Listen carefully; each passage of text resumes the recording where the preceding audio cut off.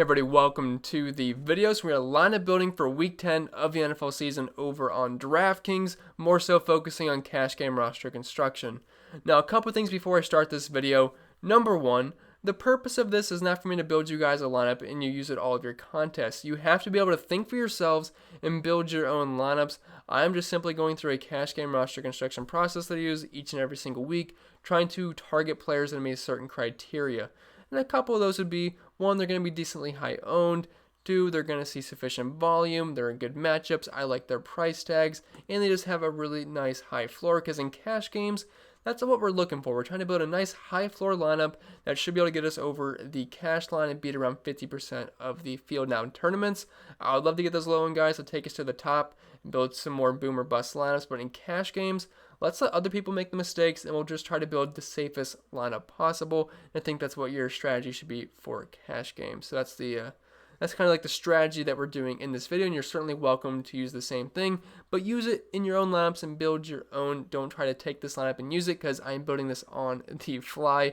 And if you find this video helpful in any way possible, please leave a like, and if you're new to the channel, hit the subscribe button. It really helps me out, and I really do appreciate it. And without further ado, let's dive right into it.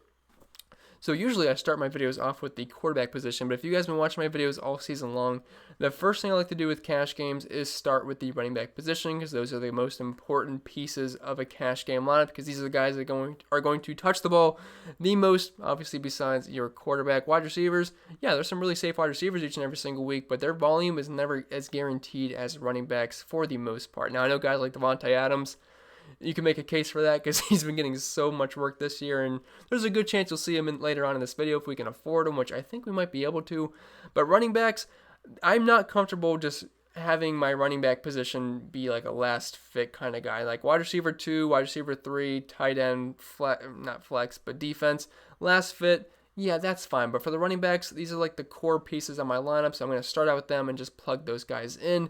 And I feel like in cash games this week, the running back position is pretty obvious of who we're going to plug in. I think there's 3 obvious choices.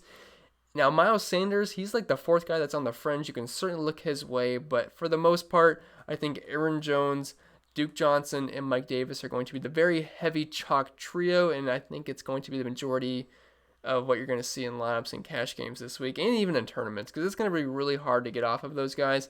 But we'll start with Aaron Jones here at $7,100. He's going to be the first guy we plug in. I'm going to make him the thumbnail of this video because it's just going to be really hard to fade him. He's one of the best running backs in football. The Packers have a very good offense. They have a team total above 30 this week. They're nearly 14-point favorites at home, so that sets up very well for the home running back, which is Aaron Jones here. He's involved in the passing game.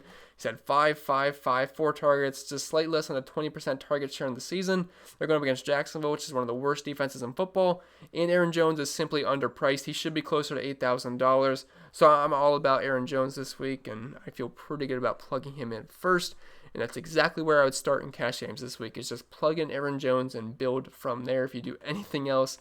Then after that, I think you can certainly make a case for Miles Sanders at $6,400. It's a good spot versus the Giants. They have not been good versus running backs. He's going to be good to go for this game. But just since we have so much value at the running back position with other guys that are a bit cheaper that should see a similar workload, I'm going to pass on Miles Sanders in this lineup. I think he's a fine tournament option, and I think he's a very fringe cash option just because there's 3 really obvious guys this week. But I'm definitely in on Miles Sanders in other lineups. But for this one, I'm going to pass on that and side with Duke Johnson as my RB2 in this lineup. And when your RB2 is only $5,000, you know it might be a pretty fun week for DFS, because you can kind of build whatever lineup you want, because there's a lot of value on this slate, especially when we plug in Mike Davis at only $4,000. But David Johnson, he's been ruled out with the concussion, so Duke Johnson is going to be the clear-cut RB1 in this offense, and he's a capable pass catcher. He had 4 targets last week, and he had nearly 20 rushing attempts last week versus Jacksonville. Got into the end zone, has 16.3 points, and now he's facing Cleveland, which they actually haven't been awful versus the run this season. They've certainly been worse versus the pass, but they're still mid-pack versus running backs, allowing the 14th most points per game, which again is not terrible, but it's not like lockdown elite either. And we also have a bit of a revenge game here for Duke Johnson. I'm not sure how much he cares about facing his old team, Cleveland, but it's still a revenge narrative if you guys like that. And he's going to be the clear-cut RB1 here. He's underpriced, and there's going to be some pretty bad weather projected as of right now. Now, things can change, and if that does change, I would definitely be in on the Texans passing game because I think this is an excellent spot for Deshaun Watson. I was going to say Duke Johnson, but Will Fuller and Brandon Cooks. But if it's going to be 30-mile-per-hour winds with gusts up to 40, that's just going to be a big boost to the run game. So Duke Johnson, I think he's just in a great spot here at $5,000, and he's going to be involved in the passing game, which gives him a nice little floor as well. So really like Duke Johnson as my RB2. And then we'll go plug in our flex Mike Davis. That's your free square of the week. Christian McCaffrey is going to be out, and that means Mike Davis is going to be in the bell cow role at only $4,000. And that's just going to be too cheap to pass up. I would assume he's going to be close to 90% owned in cash games, so I would just eat the chalk and get different somewhere else. Early on the season when Christian McCaffrey was out, he was just on fire. 15, 23, 22, 29, was seeing a ton of targets each and every single week, had around a 20% target share. He was absolutely killing it. But after that Week 5 game versus Atlanta, they kind of got away from using Mike Davis in the passing game, which is a little bit weird. He only had 3 targets, 5 targets, then 2 targets. Then Christian McCaffrey was back last week, but Mike Davis still saw 6 targets in the game. CMC had a really good game, but with CMC out, he is going to see pretty much all the snaps, and we should expect around 20-plus touches here. Now, the matchup versus Tampa Bay, it sucks. They're one of the best teams in the league versus running backs, but they're also giving up nearly 7 catches per game, and Mike Davis has obviously been a very capable pass catcher this season, so I don't really think I have to explain why Mike Davis is a good play at $4,000 with CMC out, but if you wanted some reasons, I think he could do some damage through the air. I don't think he's going to do too much on the ground because, again, the matchup sucks, but you don't have to do much at $4,000 to pay off. So that's going to be the start to the cash game build. I feel like that's what 90% of the field is going to be. Don't be surprised if you see a ton of lineups with Aaron Jones, Duke Johnson, and Mike Davis.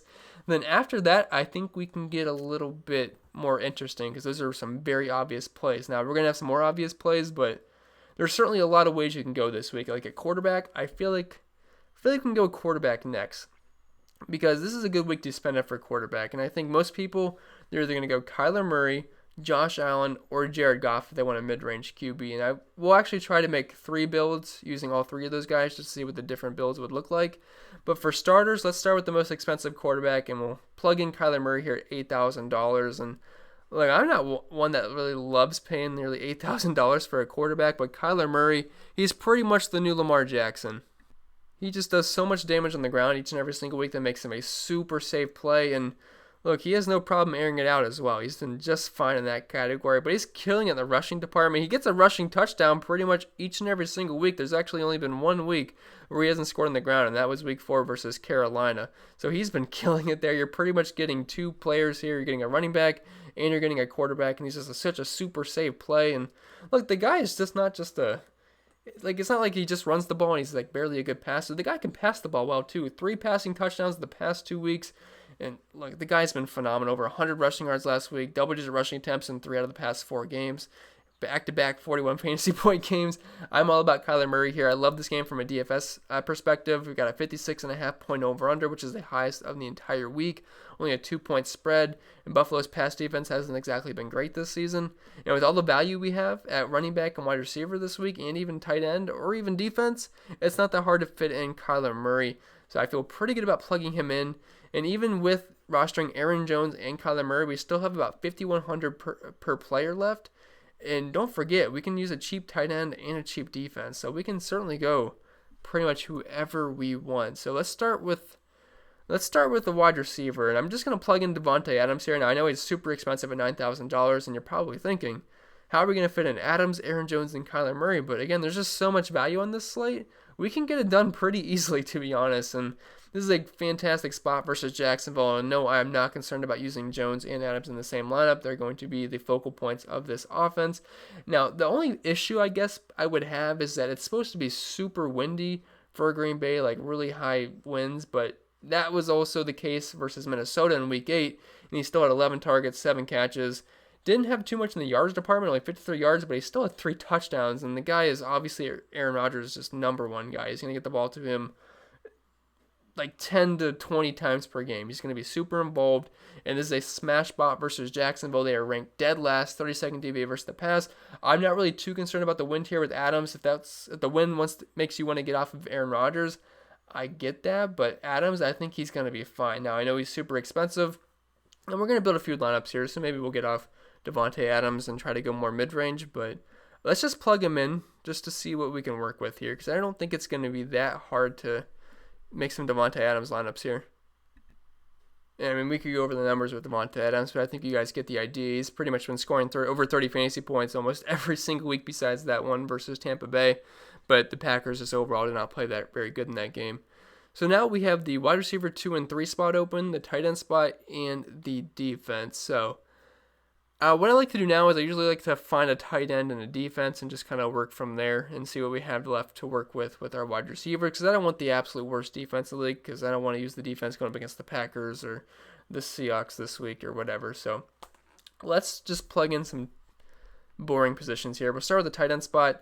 I feel like there's a good handful of tight ends we can use. Darren Waller's fine if you want to spend up. Fant's fine at $4,900, although I feel like if you're going to spend up for nearly $5,000 for Noah Fant, I mean, I would just try to find a way to get up to Waller, but even then, it's $1,000, which I guess I get that. But I'm kind of living in this mid-range to lower-end tight ends this week. We have Evan Ingram at only $4,500 in a great spot versus Philly. They've been one of the worst defenses versus tight ends this year. He scored in his last game as well. Dallas Goedert, this is the one I'm probably going to plug in here. He's only $4,200. The Giants have been a little stingy versus opposing tight ends this season, but there's no Zach Ertz. He's making his return this week, and the guy's obviously very talented. Carson Wentz likes getting the ball to tight ends, so I think he's a pretty obvious play. Austin Hooper, he was very involved in the offense before he had the appendix thing going on where he had to sit a few games, and then he had the bye week, but he was super involved there, and it's a great spot versus Houston. But for the sake of this lineup, let's just plug in Dallas Goedert at $4,200. I think he's just underpriced for the most part, and overall the Giants' defense is not that great. And then as for defenses, I like the Saints this week a lot at $3,000. They're going up against San Francisco, who they're definitely dealing with some injuries, and they're playing at home, and they're decently sized favorites. I know the Saints' defense hasn't exactly been fantastic this year, but at $3,000 at home, I feel pretty good about plugging them in. So at this point, we only have to fill out the 2 wide receiver positions here, and we have about $5,000 left per player. And since we're playing Adams, I'm going to go all the way down to not the free square, because it's not like he's a lock to just absolutely smash, but with Preston Williams out, I think Grant's actually a pretty good play at the bare minimum $3,000, because Preston Williams, he had close to a 30% market share of the team's air yards, and now he's going to be out. And the thing is, Grant was already involved in the offense. 4 targets in week 6, 2 in week 8, 5 in week 9, 7.5, 8.5, 8.8 fantasy points.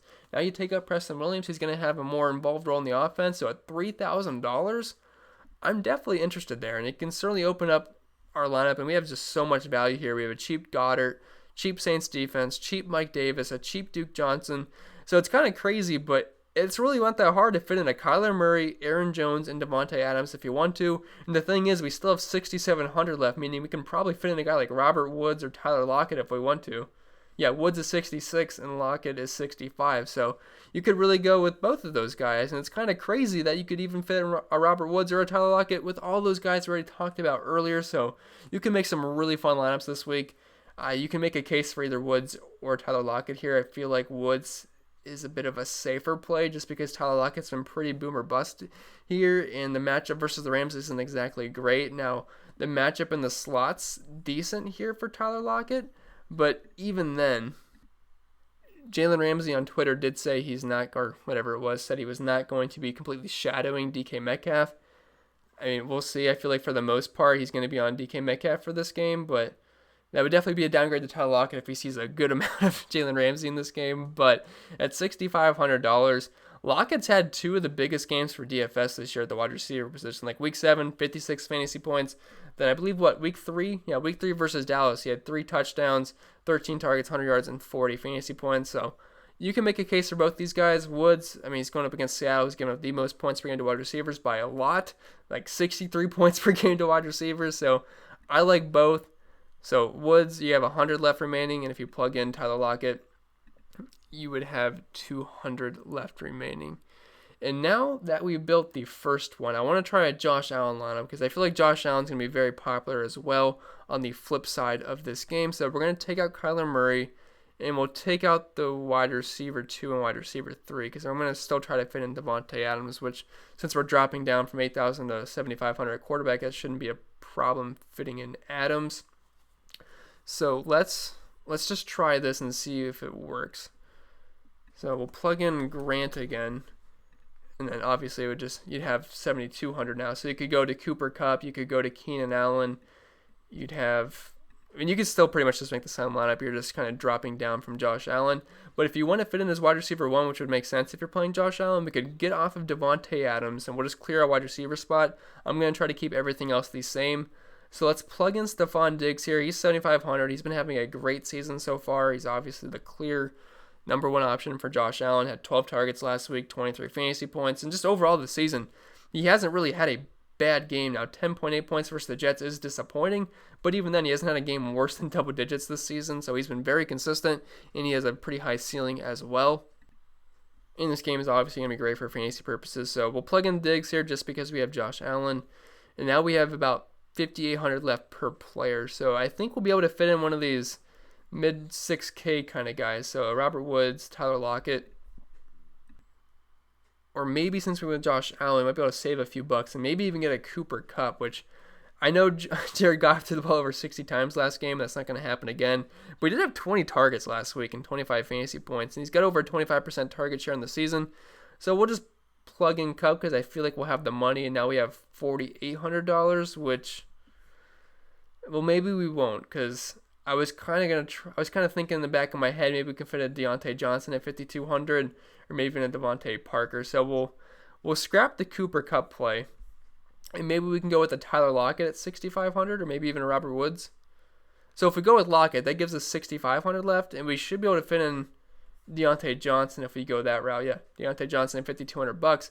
Now the thing with Diontae Johnson is the guy is made out of straight glass, so you're always running a bit of a risk there. But in the games that he's been healthy and he's on the field, he's got around a 30% target share, and Big Ben certainly loves getting him the ball.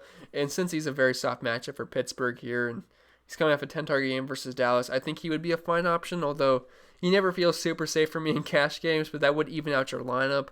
If you wanted to go instead of Tyler Lockett, because I understand if you don't want to go with Tyler Lockett, the guy's been burning us for a few weeks now, you could go with Robert Woods at $6,600, who I feel like is pretty much the same play as KUPP, just a little bit less expensive, and he's been having some pretty strong games this year, and it's just such a soft matchup versus Seattle. And this would give us 5,100 left, which I think we could fit in a guy like Devontae Parker, who I do think is a pretty solid play this week. I've not talked about him much, but no Preston Williams. It just kind of opens up some more usage for guys like Parker, Grant, some other guys in this offense. So Parker's fine at $5,000. I feel like he's just a bit underpriced here. I think this is the cheapest he has been all season long. It's not like he's absolutely crushing it this year, and I still wish Ryan Fitzpatrick was his quarterback just because I trust him more just gunslinging the ball around than Tua. But even then, the price point makes it, I think, worth it. So that's another route you could go. So there's like a lot of ways you can go this week, which I think makes it pretty fun. And then we'll just try the Jared Goff. Lineup and see how that works. So since he's only $6,500, which is $1,000 and $1,500 off the quarterback we already talked about, we might have some more wiggle room with our lineup here. So since we're using Jared Goff, it would make sense to want to pair him up with his pass catching options. Now you could go a couple of ways here. You could either use one of these guys with Robert Woods and KUPP, or you could use both, which I think is totally fine because for the most part, Jared Goff is just going to be getting the ball to Robert Woods and KUPP. Yeah, there's a couple of other guys there, but for the most part, that's what the offense is going to be centered around, to the passing game. So I wouldn't hate the idea of just using both of these guys because, again, Seattle, they're dead last versus quarterbacks. They're dead last versus wide receivers. So you really can't ask for a better matchup for either of these guys, so why not? And that would leave us 6,700 left. And the thing is, this would actually be a good correlation play. And we could use Tyler Lockett just to run that back. So we'd have Goff, KUPP, Woods, and you can run that back with Tyler Lockett at $6,500. And I feel like that's a little bit more GPP-ish, just having that many guys in the same game and running it back. But I think it's still fine in cash games the way these guys are priced. Like, I think Goff's a little bit underpriced going up against Seattle. I know it feels maybe a little bit gross paying $6,500 for Jared Goff, but again, they're facing Seattle, which they're giving up nearly 400 passing yards per game. This game has around a 55 point over-under and about a 1-point spread, so it should be back and forth for the most part. And I don't think that's fine. I don't think that's fine for tournaments. I definitely think that's fine for tournaments. Cash games, I think you can make a case for that as well, but I definitely think it's a really fun week. As building lineups, I've been having a lot of fun building lineups. Like, there's some weeks where I'm kind of like, you're laboring through building lineups, but this week it's fun. It's really fun, and I'm certainly looking forward to it. But I hope this video was helpful, guys. If it was, Make sure you leave a like, and if you're new to the channel, hit the subscribe button. It really helps me out, and I really do appreciate it. If you want to follow me over on social media, the handle's in the bottom left-hand corner of your screen. If you want to support the channel over on Patreon, links down in the description below for that. If you check out my final thoughts or first look videos, you can see the spreadsheet in the background of the video right behind me in the chair, and you can get access to that and the Discord chat, the cheat sheet, the projections, all that fun stuff. Link is down below for that. But yeah, that's pretty much it here, guys. I'll have my core plays video up in the afternoon or the evening, probably the early evening, maybe around 5 p.m. Eastern. Don't quote me on that, but that sounds like a good time for it. So I'll have that posted then, and yeah, I'll see you guys in the next one. So appreciate you listening, and yeah, that's pretty much it. Hope you guys enjoyed the weekend.